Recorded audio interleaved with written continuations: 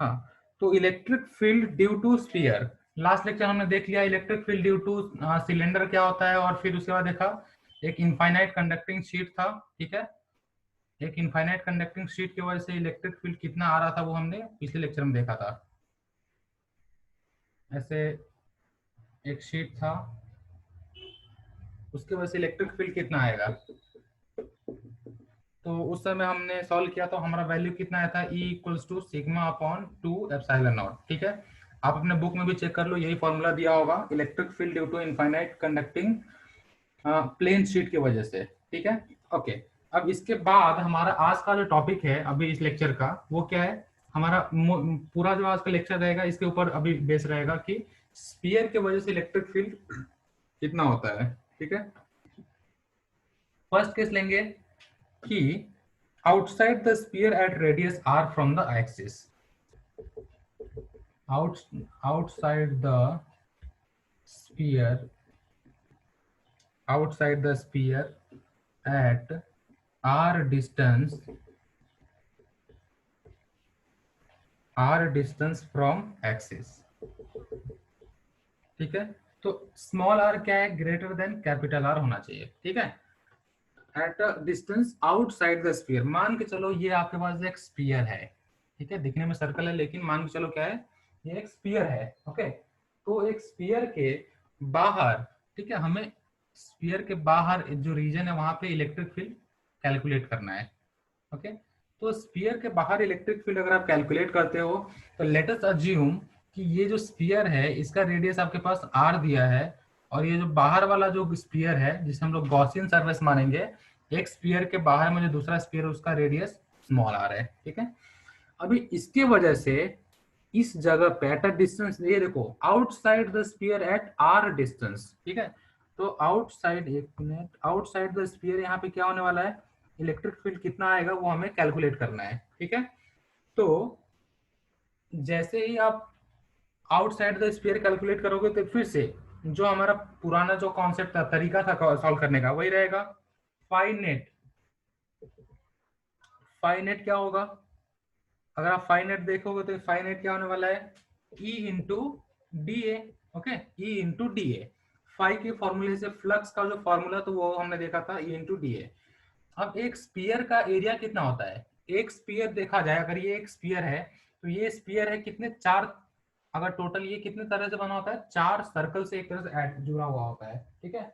तो मतलब एक स्पीयर का एरिया होता है वो कितना होता है, 4 पाई r स्क्वायर, आप याद रख सकते हो, ठीक है। एक्चुअली चार स्पीयर से, चार सर्कल से एक स्पीयर नहीं बनता है।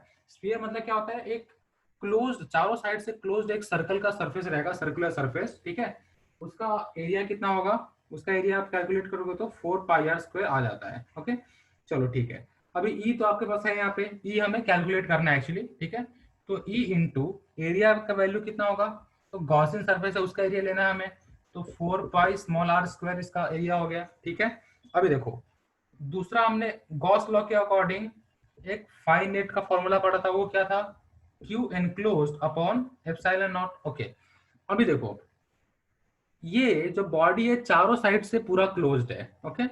तो पूरा क्लोज होने की वजह से यहाँ पे आपका जो क्यू नॉट है, ठीक है, जो क्यू इनक्लोज्ड है, तो क्यू इनक्लोज्ड क्या आने वाला है, तो फिर से वहां पे वही सरफेस चार्ज डेंसिटी, तो सिग्मा इक्वल्स टू क्या होगा, क्यू एनक्लोज्ड, क्यू एनक्लोज मतलब क्या, इसके अंदर में जितना चार्ज है वो पूरा, तो क्यू एनक्लोज्ड या क्यू इन अपॉन क्या, अपॉन एरिया, एरिया कितना है, इसका एरिया, हाँ ये जो इसके ऊपर ही है ना चार्ज, ये देखो चार्ज इसके ऊपर है, जो बाहर आपके पास ये इसका जो सरफेस है, इस सरफेस पे क्या है, यहाँ पे चार्ज डिस्ट्रीब्यूटेड है, तो चार्ज कितना है वो 4 पाई R का स्क्वायर है, ठीक है। तो क्यू इन का वैल्यू कितना आएगा, phi net equals to sigma into 4 pi R का square upon epsilon naught, equation 1 पहला वाला, इक्वेशन 2 दूसरा वाला, इक्वेट करो, ठीक है।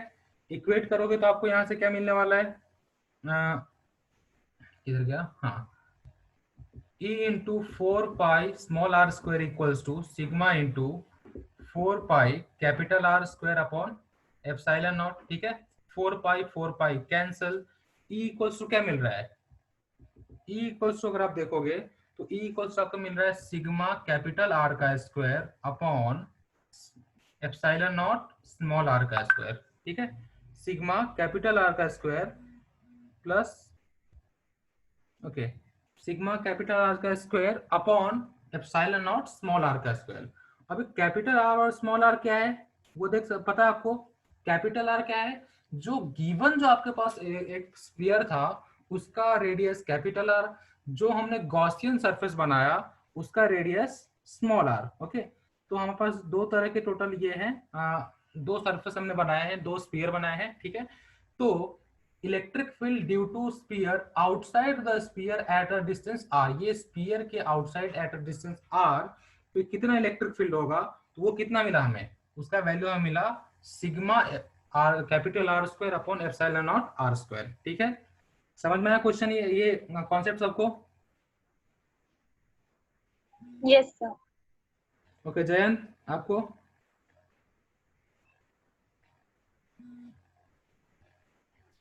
हाँ सर, मैं अभी अभी आया, थोड़ा थोड़ा समझा सर। चलेगा, बता देता हूँ मैं फिर से।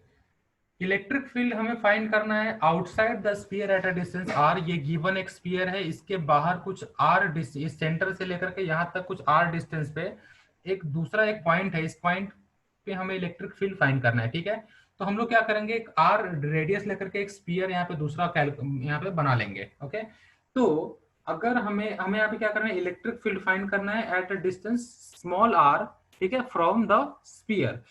तो उसके वजह से ये स्मॉल आर है, इसके वजह से फ्लक्स कितना होगा, वो हो जाएगा ई into D area, E into area. ठीक है, ई इंटू ए लिख देता हूँ मैं, चलो ठीक है, ई इंटू एरिया।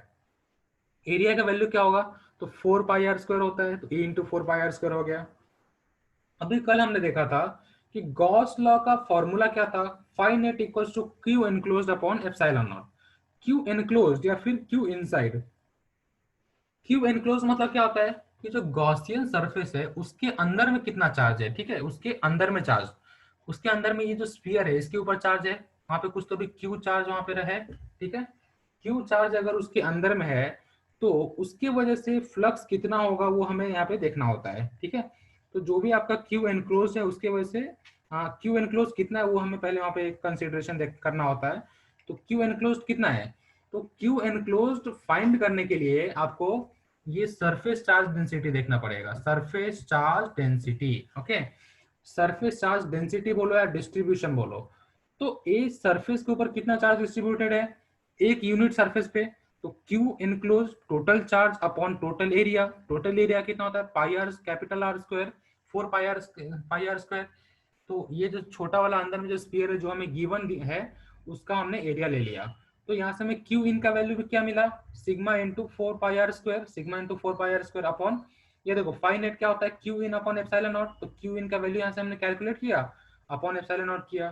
फिर इक्वेशन 1 को और इक्वेशन 2 को, दोनों फाई नेट है, इसको हमने इक्वेट किया, 4 पाई कैंसिल किया, ई का वैल्यू क्या मिला, sigma capital R square upon epsilon not small R square. ठीक है, अभी समझ में आया सबको? हाँ सर।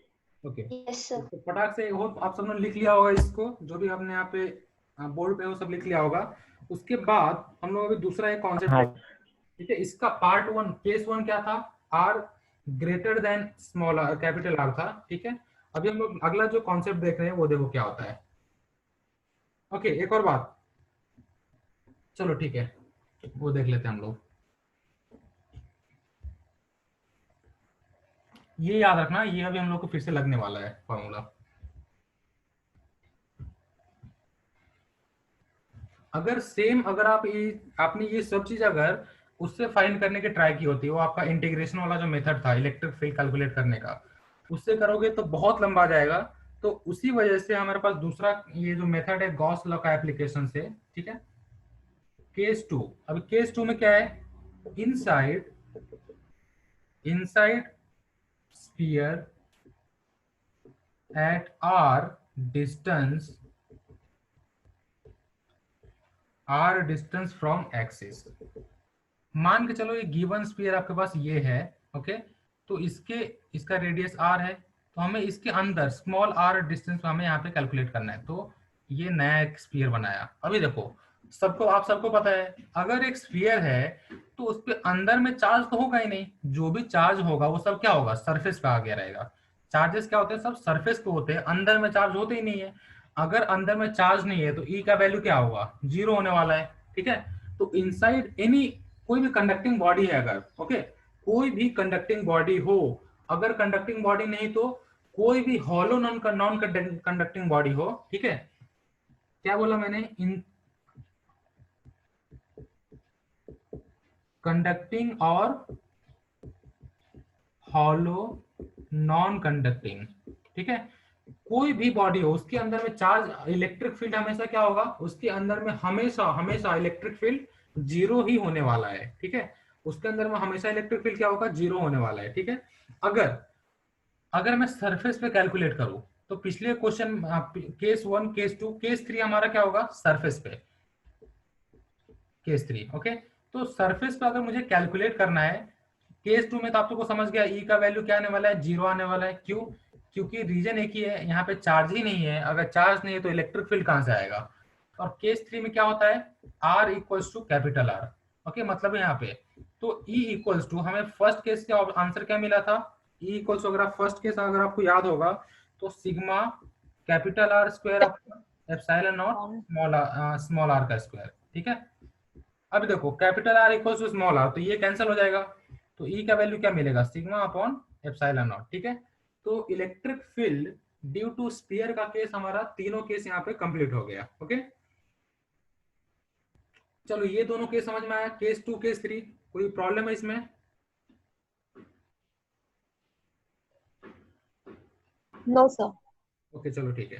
तो नो आपने देखा होगा सर। जितना भी हमने प्रूव किया, सबका फाइंड करने का तरीका क्या था, तरीका आपने हमेशा देखा कि क्यू, आप फाई नेट कैलकुलेट करते थे ई इंटू ए के फॉर्मूला से, फिर Gauss theorem Q enclosed upon epsilon not से, दोनों को कैलकुलेट किया हमने, फिर दोनों को इक्वेट किया, तब जाकर के हमारा वैल्यू फटाक से ई का वैल्यू आ जाता है, ठीक है। तो हमने इसके दो केस तो देख लिए, दोनों केस कौन से, तीन केस देखे एक्चुअली, लेकिन तीनों केस किसके देखे हमने, तो तीनों case conducting cylinder, conducting sphere, hollow conducting sphere और सॉलिड कंडक्टिंग स्फीयर। अभी हमें चौथा जो हमारा टाइप है वो क्या रहेगा, वो नॉन कंडक्टिंग के लिए हम लोग देखने वाले हैं, ठीक है। मतलब हमारा जो नेक्स्ट जो टाइप है वो क्या होगा, solid non non conducting sphere, okay. अगर नॉन कंडक्टिंग स्फीयर है, इसका भी पहला केस, इसमें भी दो तीन केस होंगे। क्या पहला केस, इसका मैं पूरा प्रूफ नहीं करने वाला, बस फॉर्मूला दे देता हूँ, ठीक है। फॉर्मूला लिख लेना क्योंकि प्रूफ तो वैसे ही होने वाला है। फाई नेट निकालो, दोनों फॉर्मूले से इसको इक्वेट कर दो। तो outside sphere at R distance, from axis, मतलब small R greater than capital R होने वाला है। मतलब ये अगर एक स्फीयर है तो इसके बाहर एक दूसरा स्फीयर, इसका रेडियस आर है, इसका रेडियस स्मॉल आर है, ओके। तो यहाँ पे ई का फॉर्मूला क्या आने वाला है, इस केस में अगर ये नॉन कंडक्टिंग हो, ठीक है, अगर नॉन कंडक्टिंग है तो के क्यू अपॉन आर स्क्वायर, ठीक है, K Q upon R square होगा नॉन कंडक्टिंग के केस में, ठीक है। बट केस क्या होगा, small R is greater than capital R, okay. तो अगर सेकेंड केस, अगर small R is less than capital R अगर हुआ, ठीक है, सिंस ये नॉन कंडक्टिंग है, तो नॉन कंडक्टिंग के केस में क्या होता है, चार्ज बाहर नहीं आता, चार्ज अंदर में है तो अंदर में ही रुक जाता है, ठीक है।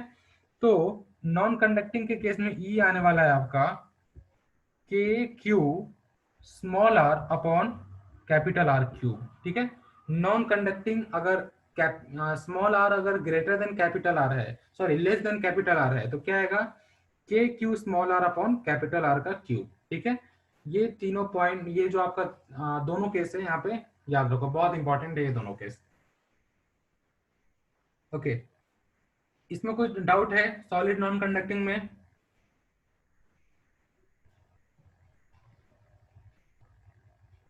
है तो बताओ, डाउट है कुछ? No sir. चलो ठीक है। तो आज के लिए इतना ही, फिर से हम लोग नेक्स्ट लेक्चर में मिलेंगे। ओके, नेक्स्ट लेक्चर में कुछ क्वेश्चन करेंगे इसके बेसिस पे, देन हमारा ये चैप्टर कंप्लीट हो जाएगा। ओके।